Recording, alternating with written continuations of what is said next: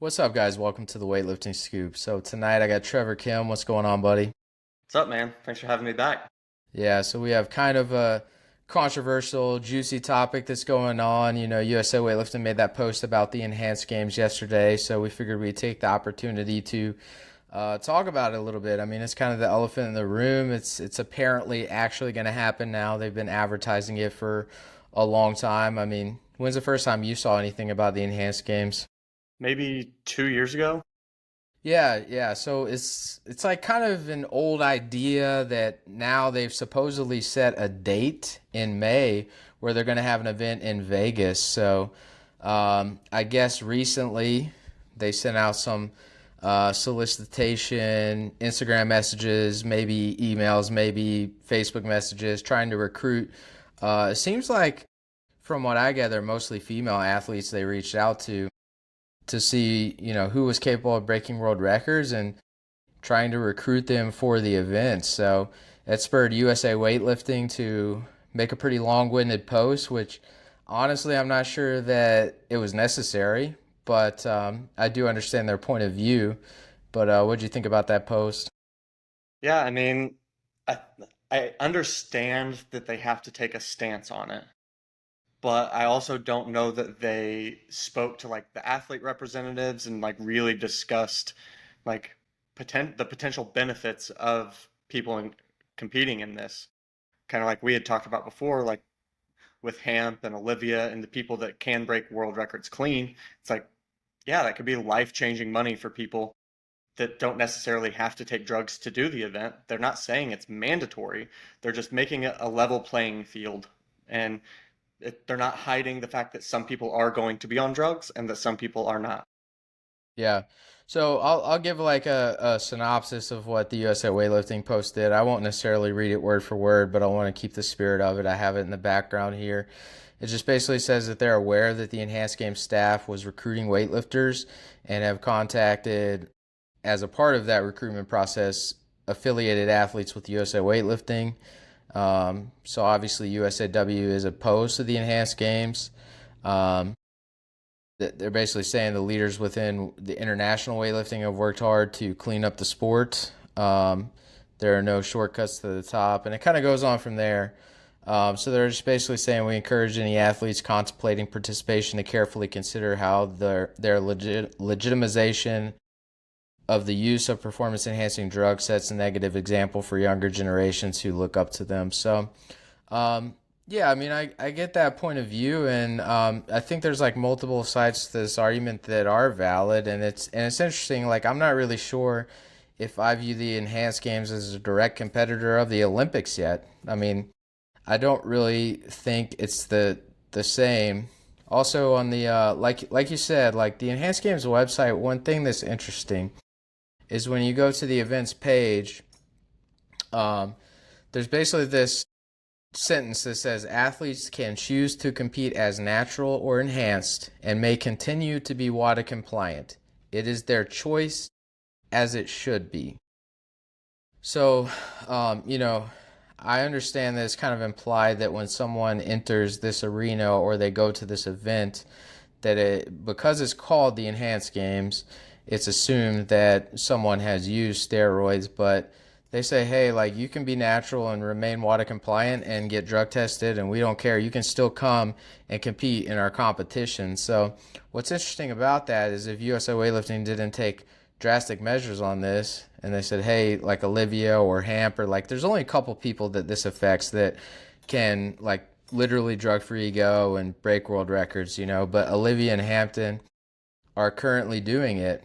I mean, Caden almost cleaned 204, which would have been that was a world record attempt. So, maybe there's a couple more, but particularly Olivia and Hamp have actually broken senior world records, and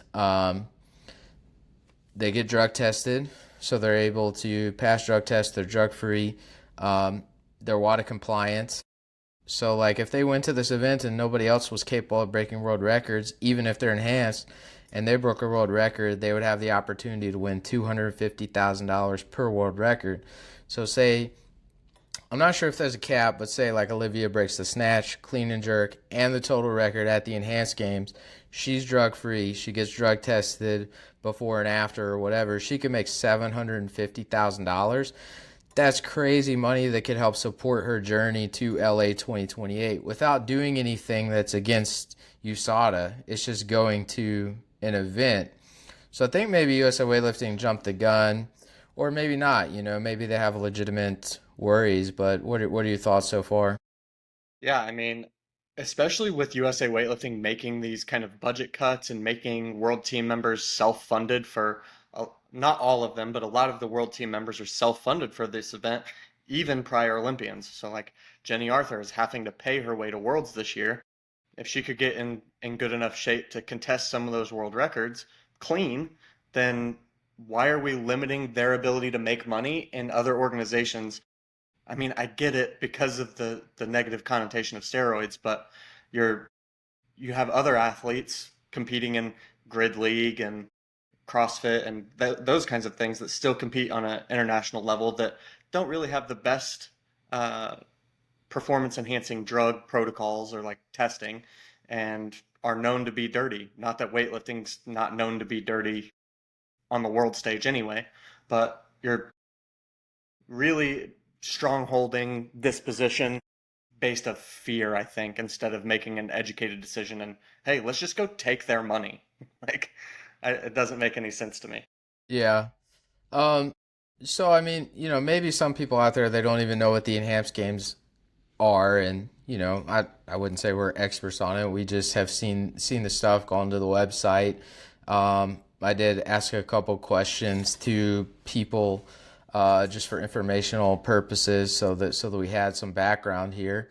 But when you go to the website, basically they do have a documentary for swimming already, where they had two athletes who were swimmers, and they were trying to break the 50-meter freestyle world record. One in a speed suit, which has been banned in competition, but they wanted to see if an individual could break that all-time world record or without that suit. So they did have one guy that ended up breaking both world records, and they did. They gave him a check for $1 million Yeah, as a that's so result of that. insane.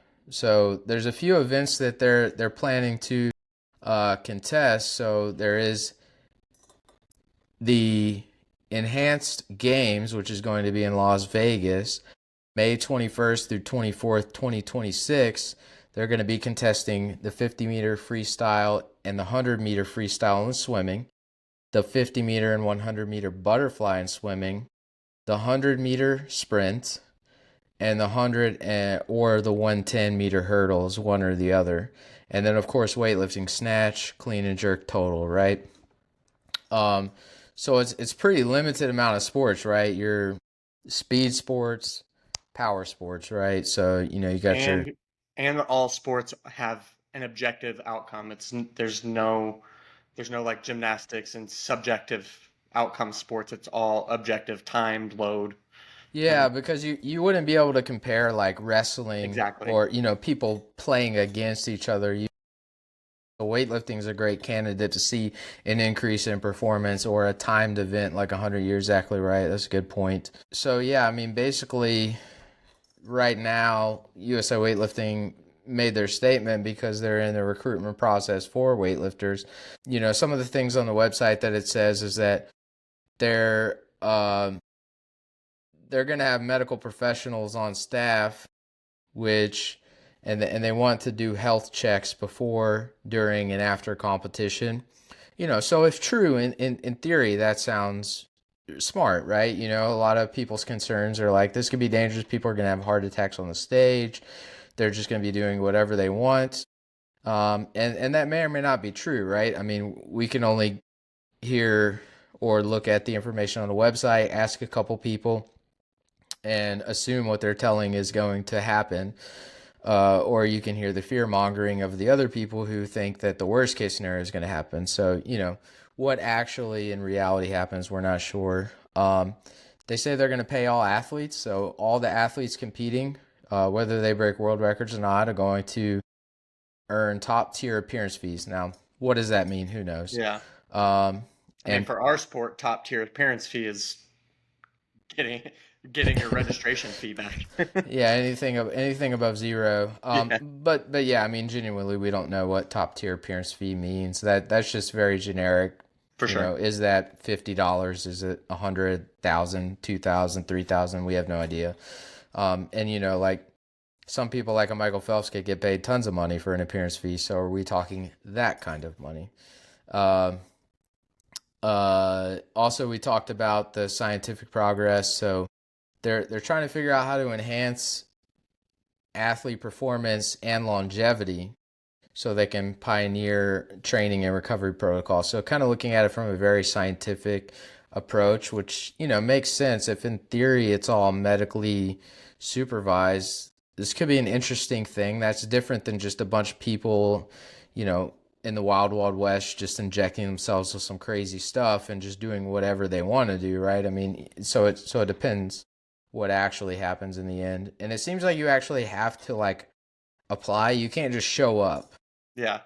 There's So, it seems to be a pretty strict rigor, like a pretty strict application process. Like they're not just letting everybody come and do steroids and compete. It's I think the prize or the athlete pool is going to be pretty small.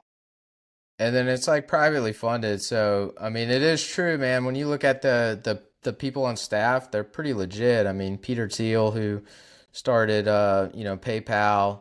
Um, I mean, everybody on here has started a company that is publicly traded or has like some really phenomenal experience. So they did recruit like a very strong team, if I'm being honest.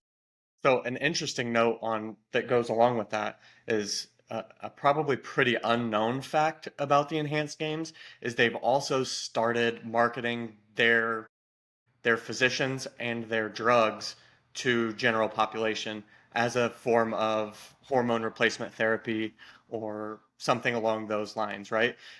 So they're using the games, which is like with all these business minds, right? They're using the games to market pharmaceutical sales of testosterone and whatever legal anabolic androgenic steroids or whatever drugs. And clomiphene I've seen marketed, test, you know, Anavar, a bunch of different things that are still legally marketable.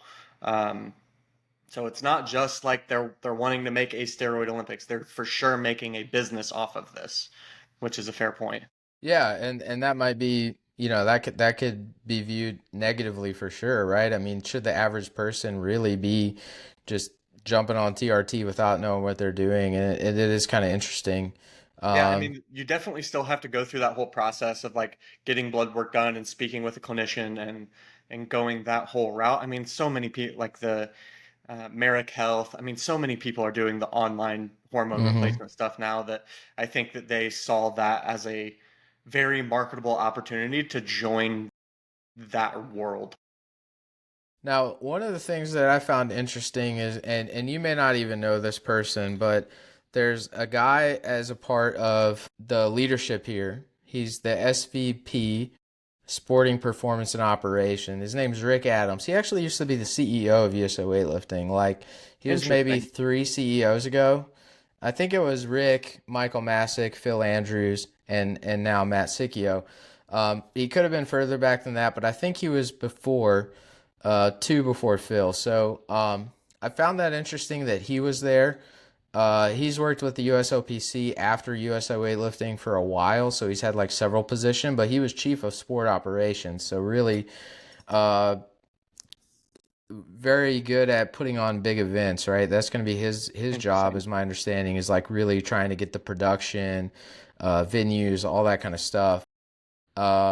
So I found that to be like a very strange. I was like, because I would not have expected to know anybody on the staff, right? And when I Yeah. saw, I was like, well, that's interesting that he is on there, and he has ties to USA Weightlifting a little bit.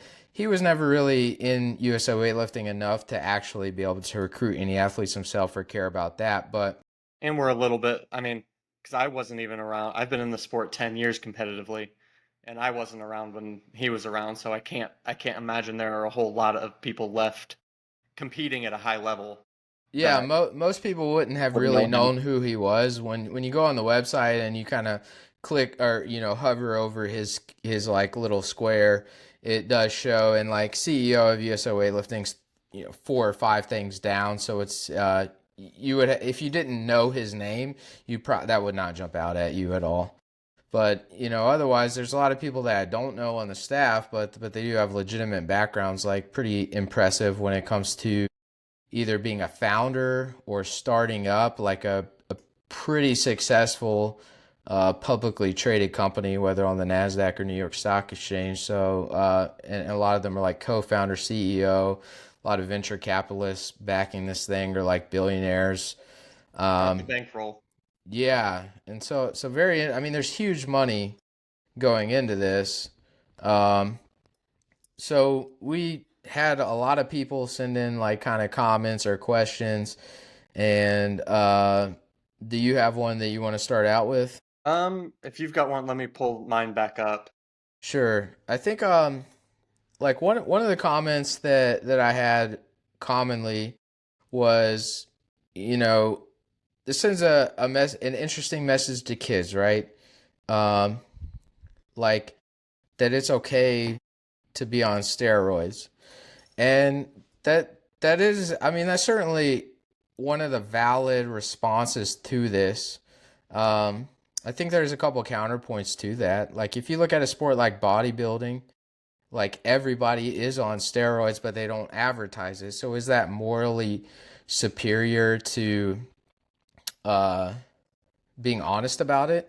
Like I don't know. I mean, from a kid's perspective, the kids, it's kind of like, the kids don't know the truth about Santa Claus, but eventually they find out. Yeah. I mean, and we can go down the drug rabbit hole in the Olympic sports. Like obviously weightlifting's an issue, but the top 10 track and field 100-meter dash times, 8 of them have been popped, and the 2 that haven't happen to be from Jamaica. So like then we can go through the corruption standpoint. They're already doing drugs, so why not make it public and public knowledge what everybody's doing to achieve these? So standards or dreams or so when people are comparing themselves to these athletes that are hiding the fact that they're taking drugs, it's like they can make a more reasonable comparison if they know what these athletes are doing compared to what they're willing to or able to do. Yeah, that's true. Yeah, I guess I had originally started with bodybuilding because I think like everybody obviously For sure. takes drugs. Whereas in the Olympics, I do think there are a certain number of athletes that are lifetime drug free. And then there's a lot of them that are not, right? I mean, 100% when you look at high dollar sports like track and field and you look at the 100-meter dash, like probably everybody in the final is on drugs. Like it's probably possible if you are the exact right person with the right training and introduction to running and the right coach that you could be drug free and make the Olympic final. Um, but from all accounts that I've been told as an outsider, it seems like that's the case. From an insider in weightlifting, I think in general, most of our weightlifters are lifetime drug free. And I think that Olivia Reeves is lifetime drug free and she's breaking world records, right? So I think it's possible to break world records being drug free. But I also know that when I was a kid and we'd go to Junior Worlds and we would talk to the Russian team or the whatever team, talk to Ivan Abadjiev. He came to the U.S. and you would just discuss things with them. They're very open. They're like, yes, we use drugs. This person uses a lot of drugs. That they'd even go so far as to like give you their cycle. Yeah. like Most, Glenn, go ahead. most other countries just don't care that much. It's common knowledge in their town or in their sporting facility that, yeah, this is just what you have to do to get better. Whether it's in Russia or like I know people that trained in Colombia with the Colombian team. They're like, oh yeah, this is just what they take there. And In a lot of, I mean, in a lot of those countries too, you can just go to the equivalent of CVS. Like I lived at the OTC in 2007, and we'd have international athletes come to the U.S. to train. Sometimes they would get here and they would say, "Hey, we want to go to the CVS to get testosterone," and we'd laugh and be like, "You can't do that here. Like that's not a thing." And they'd be like, "Oh," and then they would leave like 2 days later, or yeah, so that happened a couple of times. and these are like real situations. Like they just assumed that they could come here and, everybody was on steroids and they would just ask about it and go to CVS and get it, and it was just normal. But it, definitely in USA weightlifting between, I'll give the dates that I know for sure, like 2005 to 2015. I think the sport was like almost 100% clean. Before and after, I can't really speak on an extremely insider level, but I mean, I I I know you were in the sport in that time more than I was, but if you go back and look at the list, like the band list from that time, there are some rather large names on that list in that 2012 to 2016 timeframe, right? Like Sarah Robles got banned.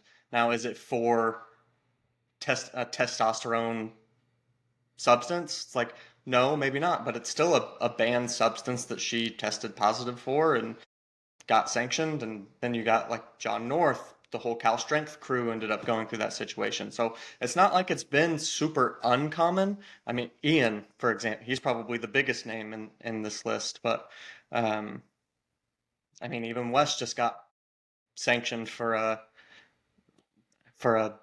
mishap with yeah, banned pre-workout. substance. Yeah, Most of the time when someone was getting banned, it was like there was a time in I think it was 2010 when the year came over on January 1st. WADA banned DMAA, geranium oil, in the pre-workout drink. So prior to January 1st, it wasn't a thing. After, then in the paperwork, it's like the actual 1,3, dimethylamine. Yeah, yeah, however you say it. But it can be listed under many things on supplements. So people were just taking Jack 3D at meets and stuff, and so there were a lot of people who got popped for things like that. And then, I mean, Sarah's probably the biggest name that, when you do look at it, it does actually have testosterone or yeah. something listed on there. Um, She got she popped with DHEA, which is yeah, yeah. technically a exogenous hormone of some kind that helps with testosterone production, but you can buy it at CVS. Like, Yeah, DHEA was the main thing, but there were were there other some other things? other substances on there, and I don't know, I mean, I know Sarah, and I really, certainly don't want to harp on that one because she did No, me amazing things neither. I way just, way after that. yeah, trying to um use notable yeah, examples in yeah, my yeah. sport that, like, And I think in Ian's situation, he posted the videos later, but I think like after he had like been away from weightlifting for a while, he kind of, did some stuff, came back, had hit some huge lifts in training, and then went to the World Championships, and eventually his drug test from the qualifier came back positive. And he showed those videos, but what would be interesting is like we have those videos of him hitting 187 and 227, but there's like no context behind it. It's not like, hey, I snatched 170 and clean and jerk 210, at a young age pretty regularly, but I started to get these injuries, and then here's exactly what I was taking. And it might have not even been super high dosages. It might have been. I don't know. There's no context. But what would be really cool is if that was documented and truthful to explain like how long he went from not training, getting back in shape, then getting on something, and then hitting 187 and 227. Like, was that a year process? Was it 10 weeks? Was it four? Like yeah, that would be so interesting to know. And I think that something like the enhanced games is like bodybuilding doesn't tell people outwardly that they're on drugs, but once you grow up, you learn that yeah, Santa Claus is not real, and that all those people at the Arnold in bodybuilding, true bodybuilding, are definitely on extremely powerful androgenic drugs, right? yeah, That you can't get that big without anything like that, and so. Um, that versus like in the Olympics, maybe not everybody's doing something, but there is a good portion of them that are doing something, but they're hiding it and they're not supposed to, and so they can never tell you. um or and there's corruption still involved at the higher levels that certain countries are just getting away with it more than others, and that those are conversations that we'll likely never know for sure, but it's happened in the past. Results for specific individuals aren't really diminishing much or really competing with numbers that were getting hit prior to any drug testing, and we know how dirty that time frame was. So it's like, Yeah, and I mean in the 80s when there was not a whole lot of drug testing, there's like a meet that's kind of famous and it had like a lot of amazing weightlifters called like the French Cup or something in 1984, and there was like all kinds of world records broken, and it was known that they didn't do drug testing there, like it was just a wild wild west. And but I mean if you look at like Olympic sport now versus the enhanced games, it's like to me as an athlete in USA weightlifting, when I go to the world championships and I know I'm 100% clean and then I'm competing against people who are like cartoon characters, kind of pisses me off, right? That's what it was like in like 2013 to 2015. even as late as 2020. So I only competed internationally twice, and at my second meet, so I did the Rome World Cup and Mm-hmm. right before the pandemic, and at weigh-ins, like I got done with weigh-ins, and I won't say who was there, but I was told, "Don't worry about them. They're playing a different game than us." So like it's common knowledge amongst the coaching staff and other athletes at a high level. It's just we can't talk about it openly because we want to keep the sport in the Olympics. And if we're going to keep all these jobs and keep whatever funding that we are still having, it's like we have to still kind of play the game of we know we're playing against playing in an uneven playing field, which I think is what the aim of the enhanced games is trying to do. It's like you can do whatever you want, but just know that it's an even playing field now. It's your choice to make it not an even playing field. Yeah, and I think I always took like major, like it was definitely frustrating when you would go and you would see like these international athletes and they're like so doped up it was like crazy. Like it's so obvious. You just go, they're so lean, they're so just crazy. And I mean, yes, they've been able to put in more work and so they are also more skilled. But when you're not given the same opportunity, right? And then I think sometimes, occasionally, that happens on U.S. soil, right? And that it doesn't happen nearly as much, but sometimes it will, where you just kind of have this feeling, and it's a little frustrating, right? So, to me, it's like when everything is hidden and it's taboo, and you're someone who's literally playing by the rules and is 100% drug free, like it's very frustrating. But the enhanced games, I don't really view that as having the same moral issues because they're saying we're not testing, it's okay. So if you go into that environment, you accept the fact that you're competing against people who are enhanced, and you can either do that or not. Yeah, So it's open and honest. So I don't really view that as like, I guess to the kids, I can see how being open and honest could be worse because it's so far out in the open, and you might want to hide that from like people who are so malleable. But at the same time, I view it as morally better for them to be honest about it. I would agree with that. And like on the topic of morality, it's like U USADA tries to put themselves at the pillar of sport morality, but they were just caught in 2024. Like a article came out that they were letting athletes who had tested positive continue to compete in exchange for snitching on other athletes that were doping. So it's like, all right, you now cannot claim peak of morality compared to anyone else because that's just as corrupt, if not more corrupt, than what a lot of the other countries are doing. So, like, if they're hating on the enhanced games on the basis of morality, they have no argument anymore. Maybe they did a few years ago before they started doing this kind of shady stuff, but now they, in my opinion, they just don't have that high ground to stand on. Well, I mean, it is a little scary if you normalize non-tested sport to an entity like USADA, just because, I mean, how do they make money, right? How do all those Exactly. people make money? And I think drug testing is important within an Olympic sport framework. So I'm not minimizing that. I'm just saying when you take a step back and you look like, what is their business?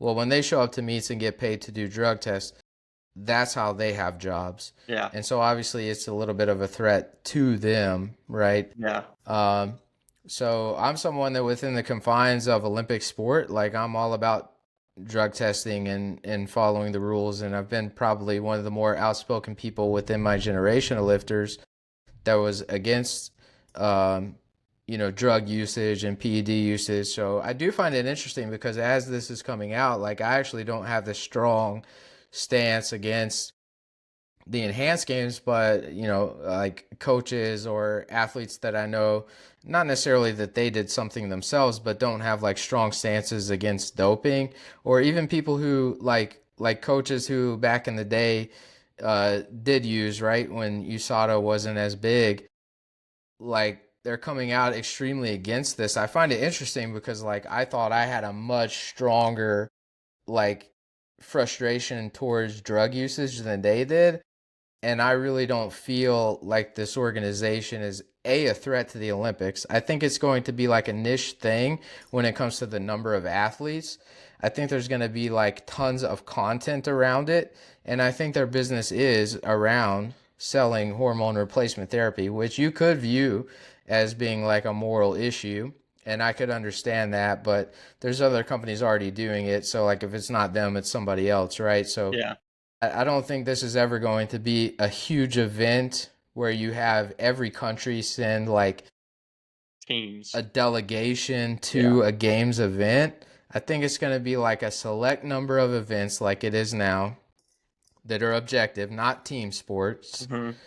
And it's going to be, we're trying to push the limits of what the human can accomplish in these events. And people can choose to partake in it or not, but I don't really think it's a threat to Olympic sport at all. I really don't. And I No, might. and if it's used correctly, could be used as a very positive adjunct. But if they're going to go ahead and take these extremely strong stances and punish people like because I know that that swimmer is banned from USA Swimming now. So if USA Weightlifting follows suit and takes the opportunity to make $250,000 or more out of the athlete's hands, when most of us don't make anything in weightlifting, and those that do have a stipend, it's like insignificant amount of money where most of them still have to work. It's like, all right, well, that's the case. How long does that do those athletes stick around? Yeah, I mean, I think anyone who legitimately wants to make the Olympics probably is not going to go this route, especially if they were to ban athletes for competing in it. But Yeah, like I said before, because they say, hey, you can remain WADA compliant if you want to. Like if you get accepted to compete, like we're not saying you have to take steroids. I think that if you sent Olivia and Hamp and they were to break world records and make life changing money, like more power to them if they do it clean. Like I think that's awesome, and it just I shows think they how should. talented they could be. Yeah, I mean, I at least give it a shot, right? I mean, Yeah, unless the world records have just shot up so much, yeah, and they know they're not in shape for it and they just yeah. don't go. But um, To be fair, both of those athletes, Hamp and Olivia, seem to always be in shape. Like, I know it's absolutely amazing that they can go to so many unreal. competitions, right? I've never been able to do that as effectively as they have, which is just phenomenal. Like, yeah, they go to nationals when they don't need to. Yeah, Um, right after big or right before big international competitions. If it's yeah, before, I guess I kind of get it because it can kind of be treated as a big Friday. But after a big meet like that, I'm smoked usually, but I'm also yeah. really old compared to them. So, Um, so So here are some of the other content, comments that I got. Like, I think it encourages long-term health concerns for short-term gain. Yeah, I mean that could certainly be true. I mean, I think there's no doubt that uh, most performance-enhancing drugs are probably bad for you. But I think the way that people use drugs within an environment of drug testing is that they have to do things in a more dangerous method to actually pass the drug test. So if it is truly medically supervised, then I think that you can minimize those effects. There's always going to be effects when you're screwing with your endocrine system. There's no doubt about that, right? Um, I think sport at the highest level is not necessarily healthy. Um, especially at the world record level, which is what the enhanced games is aiming to achieve. yeah, whether you're clean or not. I mean, I think there's a lot of like the way that I've trained for a long time, and you beat your body down, and like that kind of fucks with your body so much, and like I think it's pretty bad for you, really. I mean, maybe not like, but yeah, it's not. I mean, I'm it's not not smoking or alcoholism, but it definitely takes its toll. I'm doing weightlifting past the point where it's like completely beneficial for health, right? Like I might be training more and it's better for my total at certain points, but it's not necessarily healthy. And there's an argument that if drugs were used in a certain dosage, it might actually be healthier than beating your body down naturally. But I don't Or know. like So even the things like peptides, like the little bit of a gray area because like they just recently got banned because they're becoming more popular. But it's like I do think that a lot of the peptides would have significant benefits on like recovering from training without the negative aspects of affecting the endocrine system, depending on the peptide. BPC and TB500 don't act on the endocrine system. You could get that little bit of extra recovery. And I work with powerlifters that openly take it because powerlifting is obviously has those different organizations like things like that that could at least elongate an athlete's career for like in an enhanced game situation where it's like yeah it might not be negatively impacting their long-term health because it's not affecting them on an endocrine system standpoint. yeah, I think like so. Another comment was going on with that one was the advantage is now placed with the person who has the best access to PEDs or money to get the most effective ones. That's still It, the case now.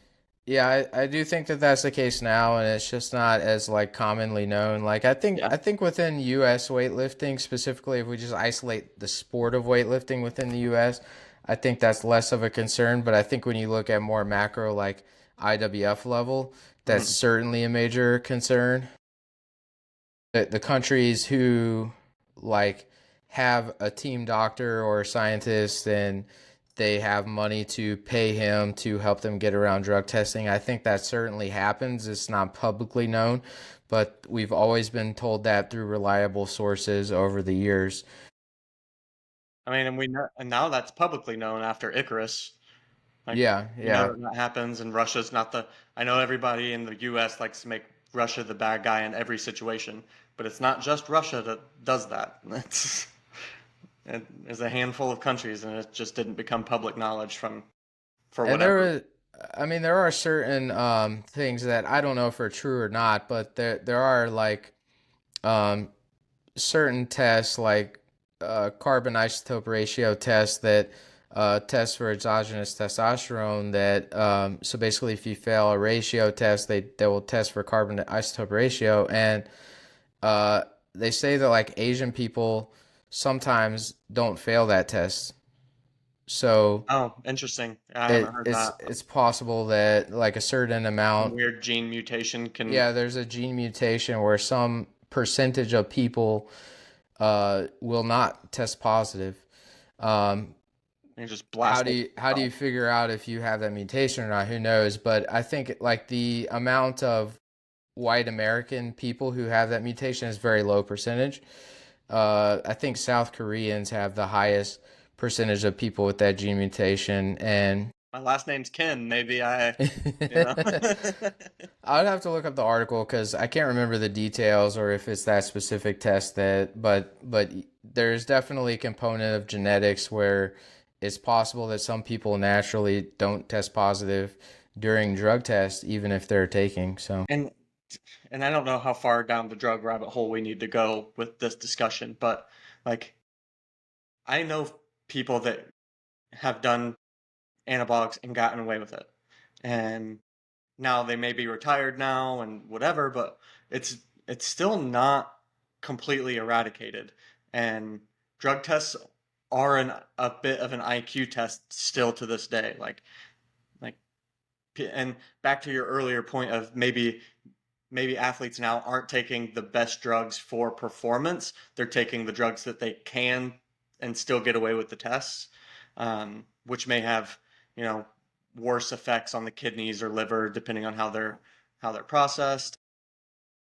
But Yeah, when I I was think younger, I coached this MMA guy in weightlifting, and like I didn't really process what he was talking about.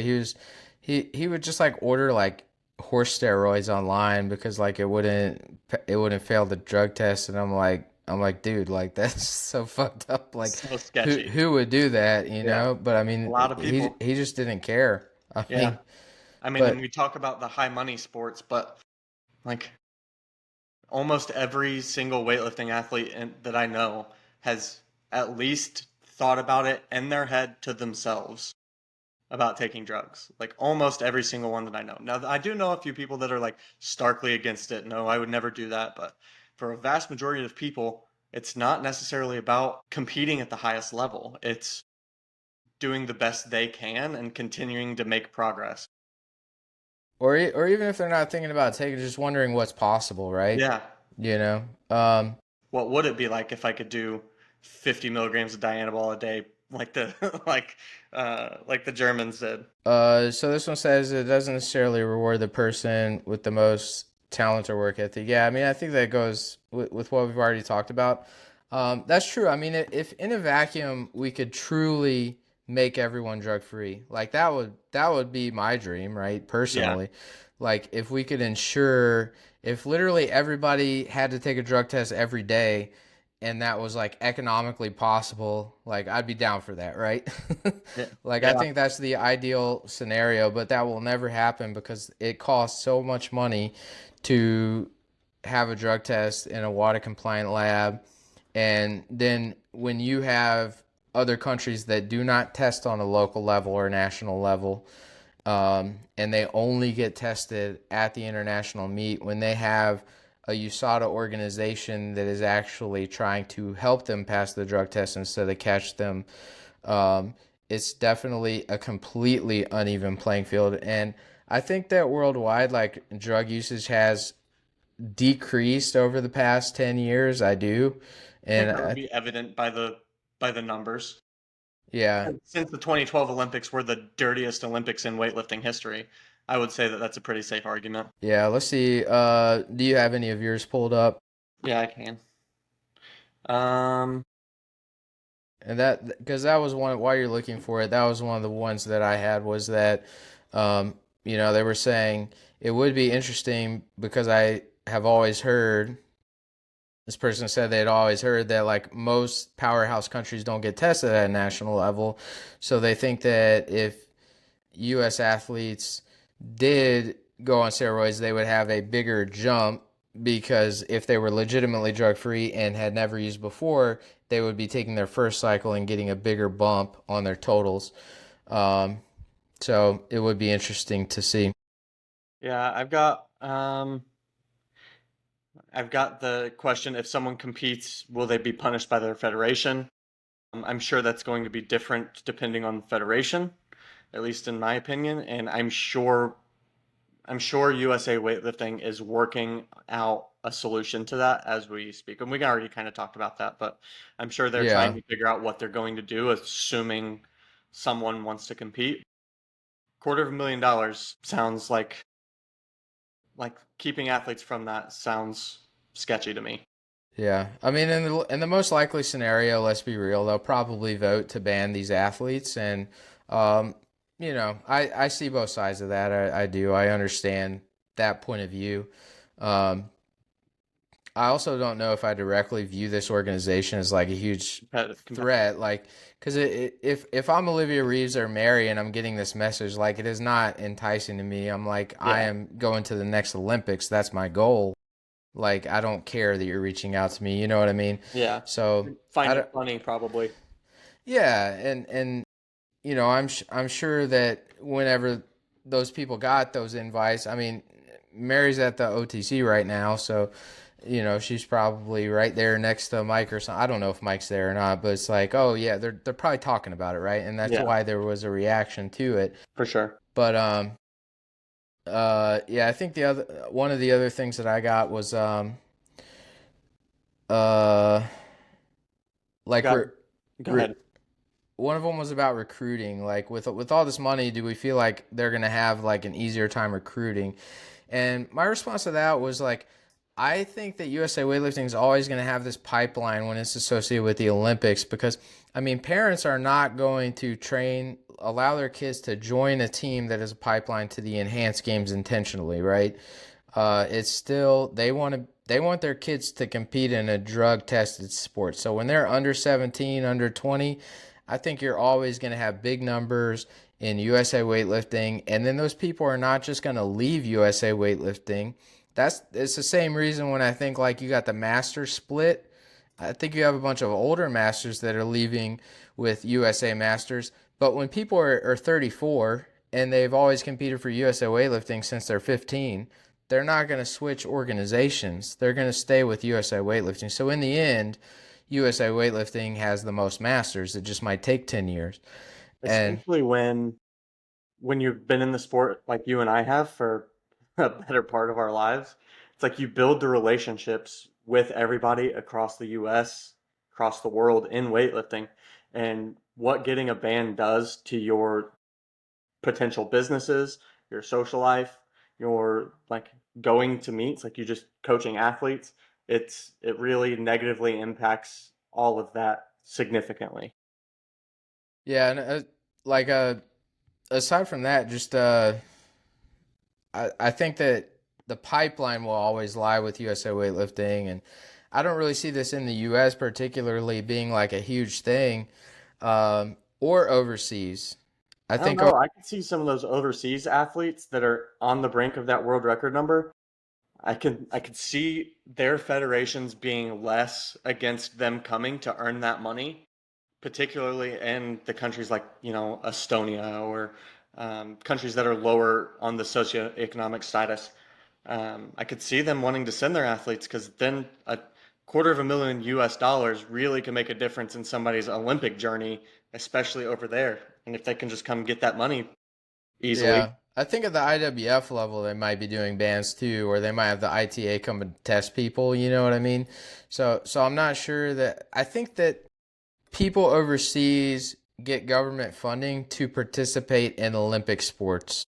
The Olympics is Yeah. why they're getting. I think what you might would see is retired athletes, like say like Lasha doesn't intend Yeah. on competing, but I don't know if he would do that and tarnish his name because he probably already has money from weightlifting that he's won. hmm Um, and he's the president of the Georgian Weightlifting Federation now, so he's good. yeah, yeah. But just somebody like that, you know, somebody who's kind of like estranged from their federation, like what's the Iranian guy that Kianush, Rastami. yeah, yeah, yeah. Yeah, like somebody like that who like is mad at their federation, is not on Yeah. good terms, but could break world And doesn't records if even he live in the was, country anymore. yeah, and he's known to be someone who dopes and has really no reputation to lose. I could see somebody like that coming over, but I think someone who's a government sponsored athlete for another country, I don't really think the enhanced games is going to get a lot of those top level athletes in the same way. So in my mind, it's always kind of a niche community, sort of like untested powerlifting, that really doesn't have rivalries.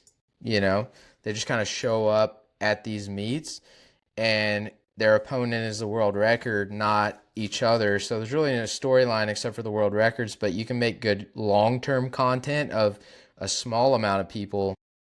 Especially if some of that stuff is documented, right? Like you were talking about earlier, like how much are you taking? How open are they going to be with dosages and training volumes? And Did you see the swimming documentary I then? I did watch some of it, but I Yeah. didn't end up making it through the whole thing. Yeah, they didn't get into details because those athletes plan on competing in May, next May. So they didn't want to like give away everything, but so my understanding, one thing that we haven't got into that could spur a discussion is that um out of curiosity, so Ivan Rojas, I know him. He's the weightlifting coach per se of this. Um I reached out to him when this stuff came out to ask him questions about are they going to be making a documentary like swimming and stuff like that. He said they're going to do a training camp from like January to April or something like that, and then the games is in May. And I guess that they're recruiting athletes, um, and they will be on stipend for like 9 months or something if they Gee, get accepted. I don't know how much the yeah, stipend, what but that he stipend looks said like. in the thousands, and they'll be on a 9 month contract, and they will be making a documentary, and they will have a training camp in the United Arab Emirates, um, and they will have medical supervision at the camp, training facility, all this stuff. So yeah, I mean, I think all that he said is fine to say, so or I wouldn't say it, but Yeah. If uh, anything, I'm excited to watch that. I live for yeah, good I mean, weightlifting I content. personally would love to see someone like myself who is lifetime drug free, competed in weightlifting, isn't chasing the Olympics, right? So not someone who like I don't want to see an Olivia or Hamtramck. Not that they would, but I'm just saying I wouldn't want to see somebody like that throw away the Olympics. But I would like to, what I want to see is how much of a difference does it make? And we've You want to had see me go, is what you're saying. anybody that I like sort of know their story a little bit, Yeah. right? Like I think it would be interesting just to see, like, because we have these use cases. We have like a Pat Mendez, right, who Yeah. breaks world records and then comes off and isn't able to hit anywhere close to that. But he kind of did it in reverse, right? I would like to see the opposite, like more like what Ian Wilson did in private, but see that journey documented. So maybe Ian Wilson will do. I don't know. I'm pretty good friends with Ian. I don't think he's Yeah, going down that route. but I think that that would be interesting if someone was able to be open and honest, and maybe we find like, hey, it doesn't make as much difference for this person as they thought, or maybe you find like, wow, this is crazy. This person only snatched like 150 and now they're snatching 170 or 180. Like that's like a totally different weightlifter, right? Yeah. Like, so don't really know. Yeah. But I that's the mean, only way you find out is if you have like two or three of those types of people who are 100% transparent in the process, and they're not trying to say, hey, kids should be following what I'm doing. It's just matter of fact, like, I never took steroids until this day, or if they did, I did this amount and it was very little to get around drugs. Like, whatever their story is, just tell it and then tell exactly what you're taking and what dosages, and here's the result I got. Like, I want to see that, and there's no real studies on athletes that have ever taken place, and that would be so interesting. And I think that that would be like content that would go crazy, in my but opinion. yeah, it's for sure. If that training camp footage comes out and it's what you're describing, it's going to be the most watched piece of content and the most scalped piece of content across the internet for I don't know how long. At least in our world, the weightlifting world. Yeah, and I don't know, like, I don't know how much in detail they're gonna go because the swimming wasn't in nearly as much detail as I would have hoped for. I'll talk to Um, your boy and tell him to make it really detailed. yeah, I mean, I don't really know Ivan that much, but obviously he's doing this. When I started weightlifting, my first meet was actually at Steve Fowler's gym. Steve Fowler is Olivia Reeves's coach, Okay. and he used to coach a lot of really solid men's weightlifters, guy weightlifters that were about my age, a couple years older than me.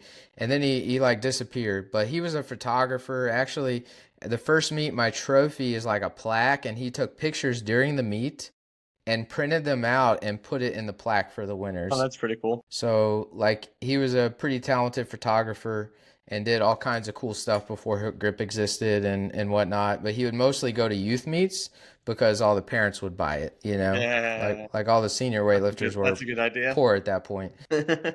So I went to his gym, and then Ivan and Gwen they had just had a baby, and they had, or maybe not a baby, but she was like 2 or 3, and they had her in a pack and play, and they were both warming up. And so they had little Gwen in a pack and play, and they were warming up for their competition. And Awesome. so Ivan was lifting, his wife was lifting, and so and his wife went to Georgia Tech, and I went to Georgia Tech, and so we loosely know each other, Gotcha. but not like very well. But I mean, he'll answer questions. He'd probably do a podcast about it.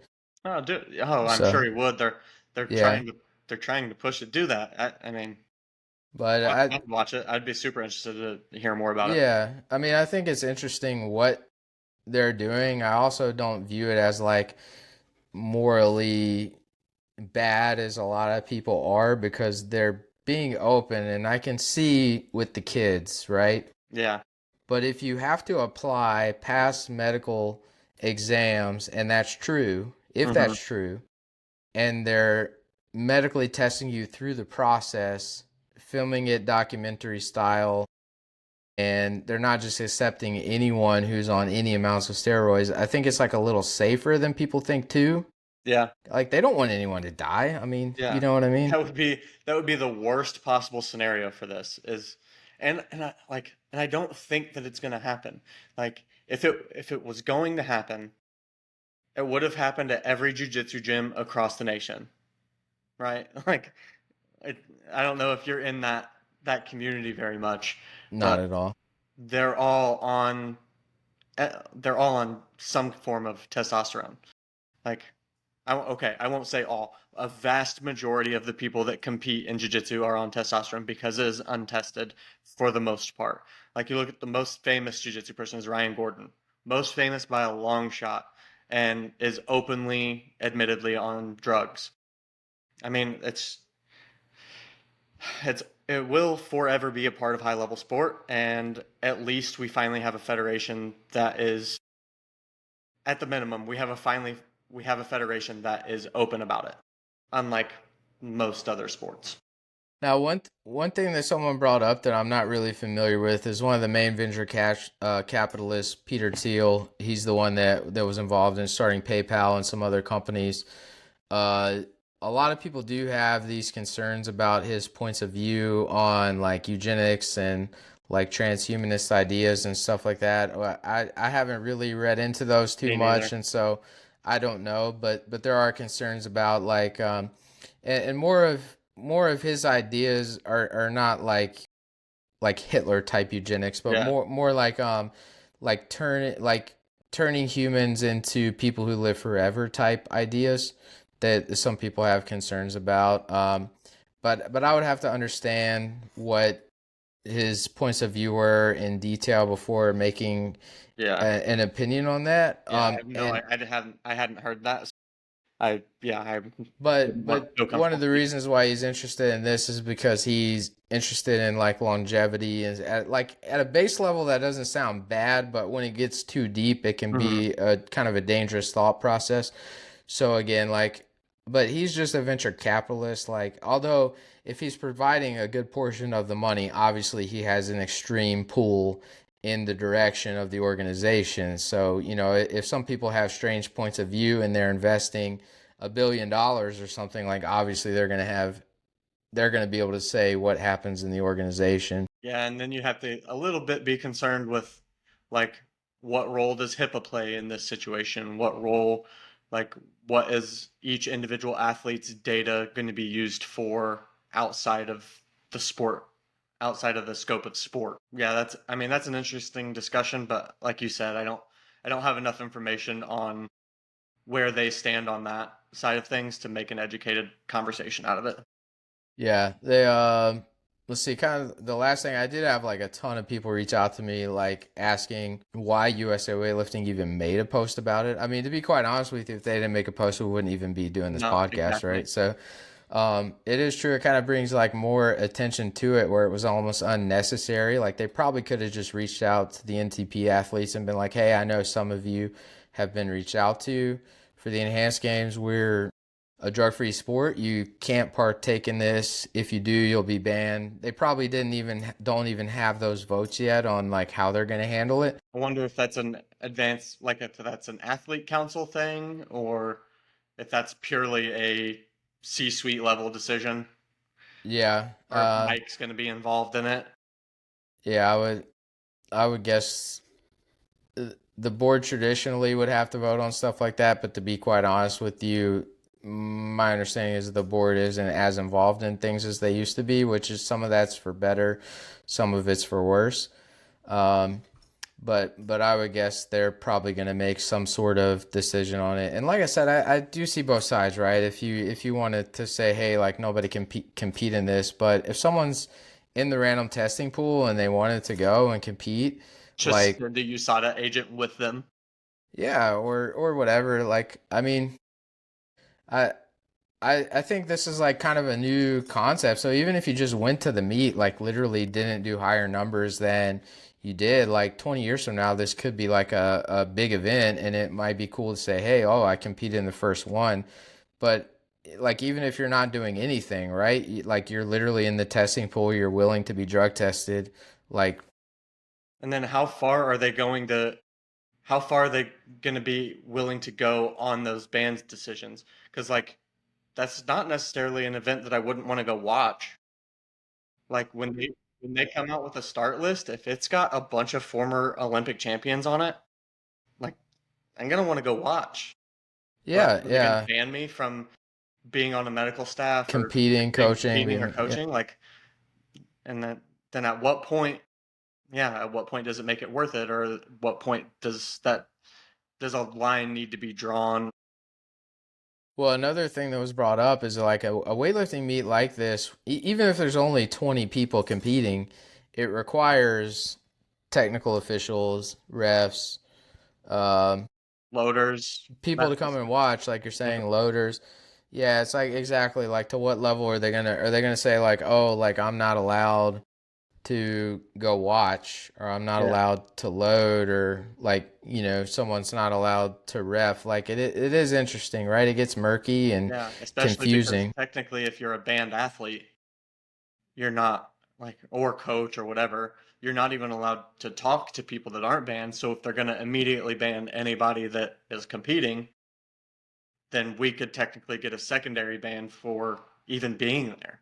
So Yeah, or that's a weird line that they're going to have to navigate. yeah, super tricky. But I'm not really sure they needed to Make address that statement. it I don't think so publicly. either. Like I'm actually surprised, and unless the goal was just engagement, which they did Yeah, they got that. That's for sure. successfully, which is a valid reason sometimes to make controversial posts, right? I Yeah. mean, Or depends on your train of thought. maybe Matt really didn't even view that as controversial. Yeah, I don't know. yeah. Because it was just his statement, right? I mean, it's and the scope of you Yeah, technically, but it's posted by USA Weightlifting and it's meant to represent the the brand. organization for Yeah. sure. Um, yeah, and I don't know. Like, I don't think his statement was bad at all. No, I I don't think just so think it either. wasn't necessary to put out publicly. I agree. Unless and or if they were going to put out something publicly like that, it should have been more thought out and hey, we're not going to ban you or we are going to ban you and here's the full document on USA Weightlifting's website that is outlining how they're going to navigate this whole sport or this whole enhanced games as an Yeah. organization. Yeah, so it will be interesting, man. Any final thoughts? Nope, not that I can think of. I think we hit on a lot of good points. Yeah, yeah. Well, hopefully you guys listening out there enjoyed the episode. I think it is interesting. I definitely see the concerns when it comes to uh, the name of it. Just basically puts it out there, right? And so when kids are watching that, they might think it's okay to take steroids. In another sense, I think that being honest about it is different than other sports like bodybuilding or even the Olympics when you look at like massive doping scandals that have taken place. So yeah, it's not straightforward. I think that it is an interesting and enticing opportunity for the right athlete.